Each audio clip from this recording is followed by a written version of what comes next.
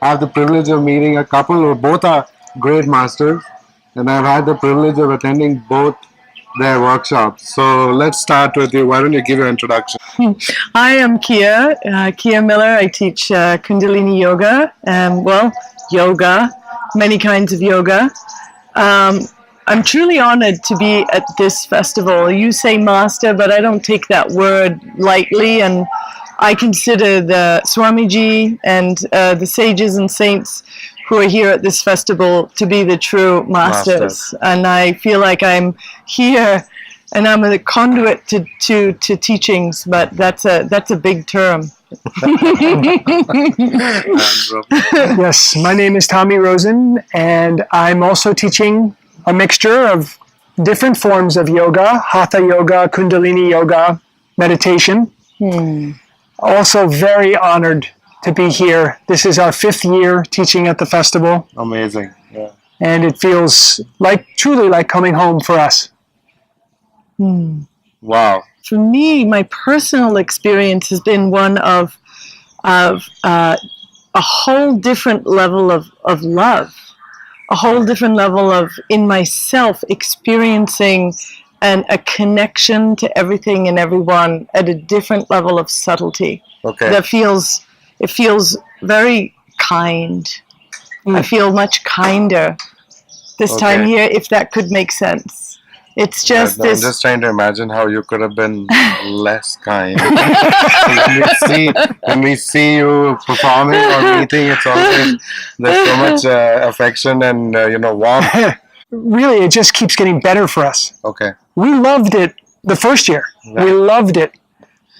And it keeps getting better and better for us. Almost like I have built up a certain kind of vitality for India. Wow. I'm ready for India now, I'm really, really ready for her. And maybe India's getting ready for you. We hope so. We hope so. Yes. We hope so. For me, I came here to Rishikesh first in 1999, and I spent 4 months here. And so for me, India and Rishikesh are joined. Synonymous. They're synonymous. So if I'm coming to India, I just can't wait to get to Rishikesh. And when I'm here, I have no desire and no craving to go anywhere else. In fact, I keep trying to conjure up ways I can delay my trip to go home. So I can just stay and keep resting into this incredible energy that I feel of the saints and the sages and the natural balance of elements that's here with the river, with the mountains, with the trees, with the food, with the people. It just comes naturally. So you don't good. have to ask for it. It's always there. So good. So good. So tell people about your background. So we've been much India, but where do you all really come from, and how did you all land up in yoga and Kundalini yoga and all this? I grew up in New York City, in the middle of the city. Right. A lot of commotion, big energy. I never imagined being on a path of yoga. Never. It's very unusual that I ended up here. And I think it's testimony of the way the universe works on us. Right. It wasn't my intention to become a yoga teacher, and then yoga happened to me. It just happened to me. And it healed me. Okay. It healed my life. It healed my body. It opened and calmed my mind. It gave me new hope and new possibility. Truly. So happened means somebody introduced you or... No. I walked off the street. Okay. I moved to San Francisco. I was walking down the street. There was a big neon sign that said yoga. Okay. I walk in, and there's a woman in there teaching yoga, and she moved. She moved, and I was like, oh, this is how far a person should move to. But then she just kept going. I never saw anything like it in my life.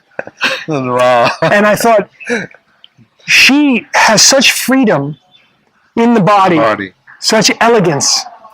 And I really wanted that. Lovely. I wanted it here. So there was a calling somewhere. Yes, there was definitely a calling. And then I met my teacher. Lovely.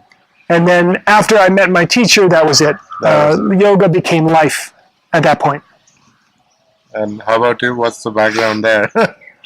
Well, I grew up in the Falkland Islands, so I'm British. I grew up on 110,000 acres. My father managed this acreage. Oh, I grew up on farm. horses. It's a big farm, big ranch. How many sheep? 36,000 sheep. Oh my God. And I wouldn't have had sleeping problems. Just come. yeah, It's true. I could have spent the whole night counting the sheep. Yeah. So the yoga was inherently natural to me because I grew up in all this spaciousness and so connected to nature. Then I moved to England and I really lost that a little. Became So you started yoga in Falkland Islands. Somebody introduced you. No, that's where I grew up, but I feel like that's where I started. That's where The seeds are there, but you are not actually started. yeah, the spiritual context, the spiritual feeling that I've evolved to was always there, that I felt as a child. Then when I moved to England and I was so busy and in my career that I wasn't means so you got connected. educated too. I got educated. Which was? Well, I got educated, but then what I did was modeling. Okay, I can Yes. understand that. It was just, I can too. Yes. just- Standing tall. She has the ability.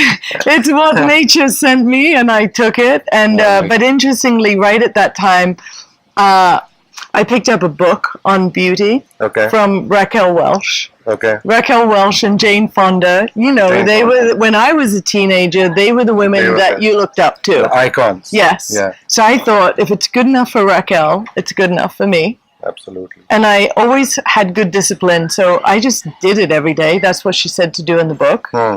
And then 2 years later, I went into a studio in London. And then Okay. I started Ashtanga Yoga. Okay. And Yoga studio. yes, I actually went into a yoga studio. There's rare And did photographers. Studio has a No. different connotation. Yoga studio. Oh, And you're Yeah. the model, so studio again can mean yes, something else. yes, yeah, it was a yoga studio, exactly. So it's like how many years now since you're like really into the yogic practices? 20 Well, years? probably a good 20 years, deeply.